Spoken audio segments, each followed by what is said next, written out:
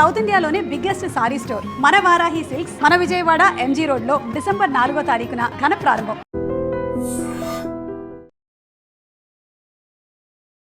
నమస్తే, welcome to I dream talking point with కవిత.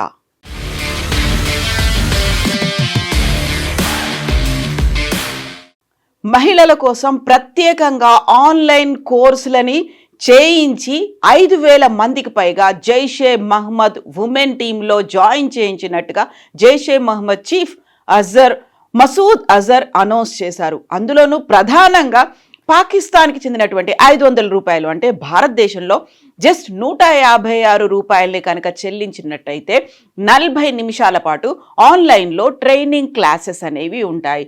ముందు నుంచి అక్కడ ముస్లిం కంట్రీస్ కావచ్చు, లేకపోతే ఉగ్రవాద సంస్థలు కావచ్చు, అందులో ప్రధానంగా మహిళల్ని వివక్షకు గురి చేస్తున్నారు. మహిళలకి ఒక సానుకూల దృక్పథం లేదు అనుకున్న సమయంలోనే మహిళలకి ఒక సాధికారత కల్పిస్తున్నాము, లేకుంటే వాళ్ళకి సంబంధించి ఎంపవర్మెంట్ దిశగా మేము ముందుకు పూనుకుంటున్నాము అని ప్రకటన ఇచ్చినటువంటి జైషే మహమ్మద్ దీనికి సంబంధించి రిక్రూట్మెంట్ ప్రాసెస్ని నవంబర్లో స్టార్ట్ చేస్తామని అక్టోబర్లోనే ఒక అనౌన్స్మెంట్ ఇచ్చారు.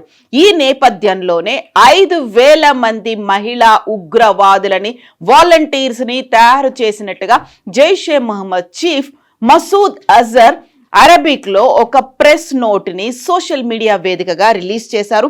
500 రూపాయలు అంటే పాకిస్తానీ కరెన్సీలో 500 రూపాయలు పెడితే చాలు, వాళ్ళు 5,000 మంది ఇందులో జాయిన్ అయ్యారు. ప్రతిరోజు 40 నిమిషాల ఆన్లైన్ క్లాస్ అనేది అందులో ఉంటుంది. వీరంతా ఆత్మాహుతి దాడుల కోసం ఉపయోగపడతారు, ఫిదాయిన్ దాడులకు ఉపయోగపడతారు, సూసైడ్ బాంబర్లుగా వాళ్ళు తయారవుతారు అనేమాట. దీంతో పాటుగా వాళ్ళకి బ్రెయిన్ వాష్ని కూడా చేశారు. ఇస్లాం మతం గురించి, ఆ తర్వాత మరణించిన తర్వాత ఫిదాయిన్ అటాక్స్, సూసైడ్ బాంబింగ్ తర్వాత వారు మరణిస్తే డైరెక్ట్గా జన్నత్కి వెళ్ళిపోతారు, వారంతా పారడైజ్కి చేరుకుంటారు, స్వర్గానికి చేరుకుంటారు అనేటువంటి ఒక మాటని కూడా జైషే మహమ్మద్ చీఫ్ ఈ 5,000 మంది వాలంటీర్లకి ట్రైనింగ్లో చెప్పినట్టుగా ఒక సమాచారం. అందులోనూ పర్టికులర్గా ముందు నుంచి కూడా ఈ టెర్రరిస్టులకి వీరందరికీ కూడా ఒక ఫిదాయిన్ అటాక్స్ అయిన తర్వాత వారు కనుక మరణిస్తే జన్నత్కు వెళ్తారు అనేది, అటు పురుషులకు ఎలా అయితే చెప్తూ వాళ్ళని బ్రెయిన్ వాష్ చేసి టెర్రరిజం వైపు తీసుకొచ్చేలా చేశారో ఇప్పుడు అదే మాటని మహిళలకు కూడా చెప్తూ ఉన్నారు. సో పాకిస్తాన్లో ఉన్నటువంటి ఈ ఉగ్రవాద సంస్థ జైషే మహమ్మద్ భారత భద్రతా సంస్థలకి ఒక సవాల్ని విసిరింది. ఈ 5,000 మంది పాక్ ఆక్యుపైడ్ కశ్మీర్ ఏదైతే ఉందో బార్డర్ల వెంట ఉన్నటువంటి జిల్లాల్లో ఆ జిల్లాలని సపరేట్ సెక్షన్స్గా డివైడ్ చేసుకొని అంతమందికి కూడా ఆ గ్రూప్స్ని డివిజన్ చేసుకొని వాళ్ళకి ఇన్ఛార్జీలుగా ఏర్పాటు చేశారు. ఈ నేపథ్యంలోనే 5,000 మంది ఇప్పుడు తయారై ఉన్నారు. వారంతా సూసైడ్ బాంబర్లుగా ఉన్నారు. వారి మెయిన్ ఫోకస్ అంతా పాక్ ఆక్రమిత కశ్మీర్ మీదే ఉంది అనేది అనౌన్స్మెంట్. ఇది సోషల్ మీడియా వేదికగా బహిరంగంగానే మసూద్ అజర్ ఒక సవాల్ని విసిరారు. సరికొత్త వ్యూహంతో తాము ముందుకొస్తున్నట్టుగా అనౌన్స్ చేశారు. మసూద్ అజర్ నేతృత్వంలోని కొత్త మహిళా వింగ్ జమాత్ ఉల్ మోమినా ద్వారా కేవలం కొద్ది వారాల్లోనే నవంబర్లో స్టార్ట్ అవుతుందని చెప్పారు. కరెక్ట్గా 4 వారాల్లోనే 5,000 మందికి పైగా మహిళల్ని ఆకర్షించినట్టుగా నిఘా వర్గాలు కూడా గుర్తించాయి. 500 ఫీజుతో 40 నిమిషాల ఆన్లైన్ శిక్షణ ఇస్తూ మహిళలని ఉగ్రవాదం వైపు ప్రోత్సహిస్తున్నారు. ఐసిస్ తరహాలో ఫిదాయిన్ అటాకులు చేసేలా వీళ్ళకు కూడా ఆ కోచింగ్ అనేది ఉంది, బ్రెయిన్ వాష్ చేశారు. ఈ నేపథ్యంలోనే వారందరూ ఇప్పుడు సిద్ధంగా ఉన్నారు. ఈ వింగ్కి అజార్ సోదరి సాదియా మహమ్మద్ నేతృత్వం వహిస్తున్నారు. తానే మహిళా వింగ్ చీఫ్గా ఉన్నారు.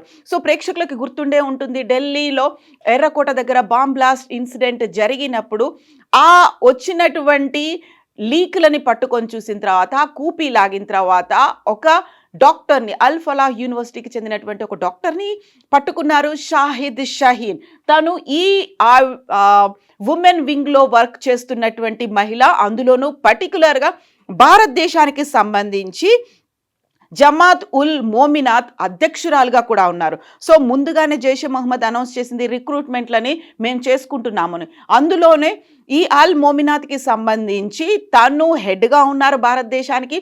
తను ఇక్కడ మహిళల్ని టెర్రరిజం వైపు ఆకర్షించడంతో పాటుగా జైషే మహమ్మద్ వాలంటీర్లుగా తయారు చేయడంలో తను క్రూషియల్ రోల్ ప్లే చేశారు. తనని నిఘా వర్గాలు అయితే అదుపులోకి తీసుకున్న తర్వాత ఈ ఇన్ఫర్మేషన్ అంతా బయటకు వచ్చింది. బట్ ఇప్పుడు అజర్ మసూద్ వెల్లడించినటువంటి వివరాలను బట్టి 5,000 మంది మహిళల్ని నియామకం చేశాము అంటూ ఆయన సోషల్ మీడియా వేదికగా అనౌన్స్ చేశారు. ఉగ్రవాదం వైపు ఆకర్షించడంతో పాటుగా తీవ్రవాద చర్యలకు శిక్షణను ఇవ్వడానికి ప్రయత్నాలనేవి ముమ్మరమవుతున్నాయి. కేవలం కొన్ని వారాల్లోనే 5,000 మందికి పైగా మహిళలు జమాత్ ఉల్ మోమినాతులో చేరడం దేవుడి దయ. నియామకమైన వెంటనే వారి మనస్తత్వం మారిపోతుంది. జీవిత లక్ష్యాలు తెలుసుకున్నామని అనేక మంది సోదరీమణులు చెప్పారు అనేది మసూద్ అజర్ ఆయన సోషల్ మీడియాలో అనౌన్స్ చేశారు. ఈ నేపథ్యంలోనే అక్టోబర్ 8న జైషే మహ్మద్ ప్రధాన కార్యాలయం పాకిస్తాన్లోని బహవల్పూర్, ముల్తాన్, సియాల్కోట్, కరాచీ, ముజఫరాబాద్, కోట్లీ వంటి ప్రాంతాల నుంచి మహిళల్ని ఇందులో చేర్చుకున్నారు. వీరంతా ఇప్పుడు పాక్ ఆక్రమిత కశ్మీర్ దగ్గర జిల్లాల వారీగా, గ్రూపుల వారీగా తయారైపోయి అక్కడ తమ కార్యకలాపాలని మొదలు పెట్టనున్నారు. సో నిఘా వర్గాలు చేసిన దాన్ని రివీల్ చేసిన దాని ప్రకారం అయితే ఆన్లైన్ ద్వారా శిక్షణ అయింది. ISIS, హమాస్, LTTE తరహాల్లోనే ఆత్మాహుతి దాడులు అనేవి ఇందులో ఉండబోతున్నాయి. మహిళలతో ఉగ్రవాద బ్రిగేడ్లను ఏర్పాటు చేయడమే ప్రధాన లక్ష్యంగా తెలుస్తోంది. జమాత్ ఉల్ మోమినాత్ విభాగానికి మసూద్ అజర్ సోదరి సాదియా నాయకత్వం వహిస్తున్నారు. సో పహల్గామ్ ఉగ్ర దాడి జరిగిన తర్వాత భారతదేశం త్రివిధ దళాల నేతృత్వంలో ఆపరేషన్ సింధూర్ని చేపట్టింది. అందులో పహల్గామ్ ఉగ్రదాడికి ప్రతీకారంగా భారత్ చేపట్టినటువంటి ఆపరేషన్ సింధూర్లో సాదియా భర్త యూసఫ్ అజార్ మృతి చెందారు. సో ఇప్పుడు తనే మహిళా విభాగానికి అధ్యక్షురాలిగా ఉన్నారు. తన భర్తని ఆపరేషన్ సింధూర్ సమయంలో సాదియా భర్త యూసఫ్ అజార్ ఆ సమయంలో మృతి చెందారు. సో మరొక కీలకమైనటువంటి మహిళ కూడా ఉంది. ఆవిడ పుల్వామా దాడికి సూత్రధారి అయినటువంటి ఉమర్ ఫరూక్ భార్య అఫీరా కూడా ఉంది. ఎన్కౌంటర్లో ఫరూక్ మరణించిన తర్వాత ఆ అఫీరా కూడా ఈ విభాగంలోనే చేరింది. మహిళా విభాగంలో చేరిన సభ్యులకు పురుషుల తరహాలోనే దౌరాయే తస్కియా అనేటువంటి ఇండక్షన్ కోర్స్ అనేది ఉంటుంది. సో ఇందులో ఏంటంటే మా ఇస్లాం మతం గురించి కావచ్చు, వాళ్ళు తీసుకోవాల్సినటువంటి చర్యల గురించి కావచ్చు, లేకపోతే ఫిదాయిన్ అటాకుల గురించి కావచ్చు, మరణించిన తర్వాత జన్నత్కు చేరే అంశం గురించి కావచ్చు, వీటన్నిటిని కూడా దౌరాయే తస్కియాలో వివరిస్తూ ఉంటారు. ఈ బ్రిగేడ్లో చేరేటువంటి మహిళలు భర్తలు లేదా అత్యంత దగ్గరి కుటుంబ సభ్యులు తప్ప ఇతరులు ఎవరైనా సంబంధం లేని పురుషులతో ఫోన్ లేదా మెసెంజర్ ద్వారా కూడా మాట్లాడకూడదు అనేది కంప్లీట్గా వాళ్ళకి బ్రెయిన్ వాష్ చేయడం అనేది మొదలుపెట్టింది. ఆ దిశగా 5,000 మంది రెడీ అయినట్టుగా అనౌన్స్మెంట్ కూడా వచ్చింది. సో 13 మంది ఢిల్లీలో బాంబ్ బ్లాస్ట్ పేలుల్లో మరణించిన తర్వాత జమాత్ ఉల్ మోమినాత్ పేరు అనేది మొదటిగా బయటకు వచ్చింది. ఆ నేపథ్యంలోనే షాహిద్ షహీన్ అనే ఒకటి డాక్టర్ని కూడా అనౌన్స్ చేశారు.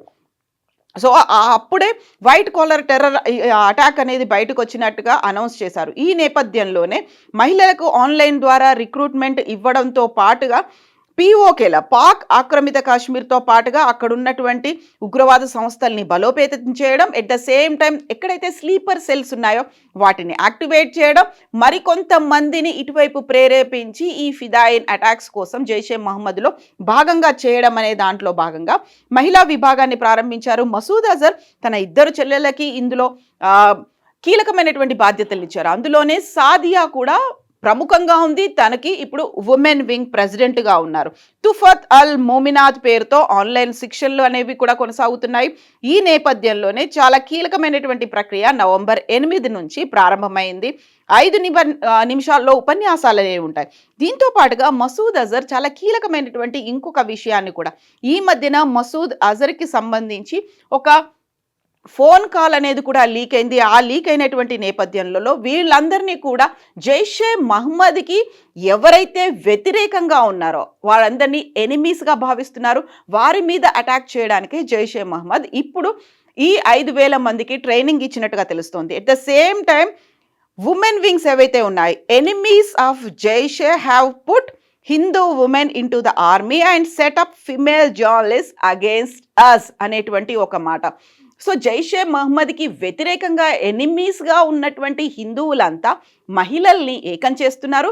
వారిని జర్నలిస్టులుగా తయారు చేశారు. మహిళా జర్నలిస్టులు అయ్యారు. వారంతా ఇప్పుడు జైషే మహమ్మద్కి వ్యతిరేకంగా మాట్లాడుతున్నారు అనేటువంటి మాటను కూడా ఆయన ప్రొవోక్ చేయడానికి, పోక్ చేయడానికి, లేకుంటే వాళ్ళని ఎంకరేజ్ చేయడానికి మహిళల్ని ఉపయోగించుకున్నారు. సో హిందువులు మహిళల్ని ఉపయోగించుకొని వాళ్ళని జర్నలిస్ట్గా తయారు చేస్తున్నారు. వారంతా మనకు జైషే మహమ్మద్కి ఎనిమీలు. కాబట్టి మీరు ఒక ఎనిమీలకి ఎనిమీస్గా మీరు తయారవ్వాల్సినటువంటి అవసరం ఉంది. మీరంతా వాలంటీర్స్గా తయారవ్వాల్సినటువంటి అవసరం ఉంది. మీరంతా ఫిదాయిన్లుగా మారాల్సినటువంటి అవసరం ఉంది అనేటువంటి బ్రెయిన్ వాష్ను కూడా చేస్తున్నారు.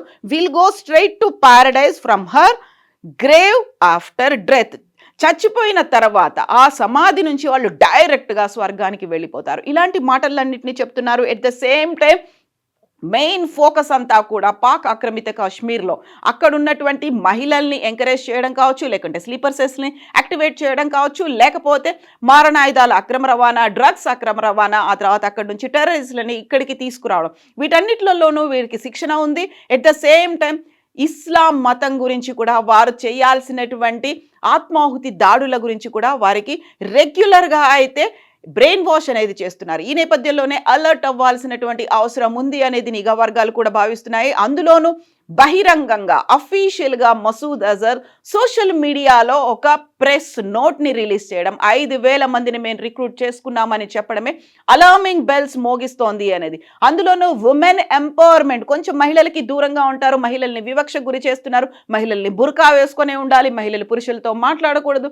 మహిళలు బయటకు రాకూడదు అని ఇలాంటి నిబంధనలు పెట్టినటువంటి ఇస్లామిక్ కంట్రీస్ ఏదైతే ఉన్నాయో వాటికి సంబంధించి ఉన్నటువంటి టెర్రరిజం ఇప్పుడు మహిళల దృక్కోణంలో ఆలోచించడం మొదలుపెట్టింది. మహిళల్ని ముందు పెట్టి అటాక్స్ చేయాలని చూస్తోంది. మహిళలకే ఒక 5,000 మంది మహిళల్ని రిక్రూట్ చేయడం అంటేనే, అందులోనూ చాలా పర్టికులర్గా జస్ట్ భారతదేశ కరెన్సీలో 156 రూపాయలు, అంటే అదే పాకిస్తాన్ కరెన్సీ 500 రూపాయలకే ఆన్లైన్ కోర్సు డైలీ 40 నిమిషాల పాటు. సో వాళ్ళు ఎంతగా టెక్నాలజీని యూజ్ చేసుకుంటున్నారు అనేది కూడా అర్థమవుతోంది.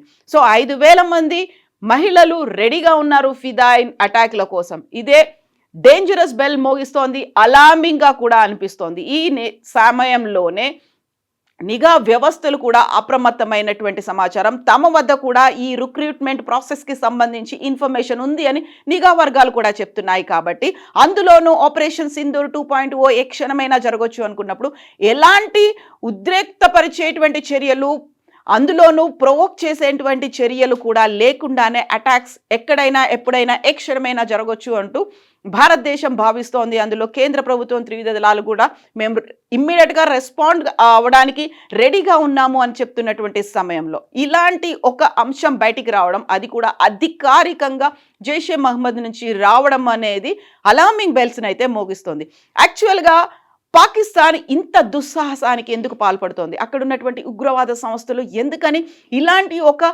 స్టెప్ని తీసుకున్నాయి? అది కూడా అఫీషియల్గా ప్రపంచం ముందుకు అనౌన్స్ చేస్తున్నాయి. మీరేమనుకుంటున్నారో కామెంట్స్ రూపంలో తెలియజేయండి. నిజంగా ప్రస్తుతం ఉన్నటువంటి సమాజం దేనికి ప్రయారిటీ ఇస్తుంది? ఆర్థిక సంబంధాల చుట్టూ మాత్రమే తిరుగుతోంది. మళ్ళీ ఎన్నికలంగానే చాలా విరక్తి కలుగుతున్నాం. మంచి అనిపిస్తుంది కదా, లేడీస్ కూడా ఛాలెంజింగ్ జాబ్స్ చేసినప్పుడు చాలా బాగుంటది. ట్రాఫిక్ అసిస్టెంట్స్ గా నియమించిన ట్రాన్స్జెండర్స్ అందరితో సాల్యూట్ చేయించుకుంటున్నారు. ఫుడ్ డెలివరీ ఇవ్వటానికి వెళ్ళినటువంటి డెలివరీ బాయ్ అనిల్ పై కళ్ళ ముందు పెళ్ళండి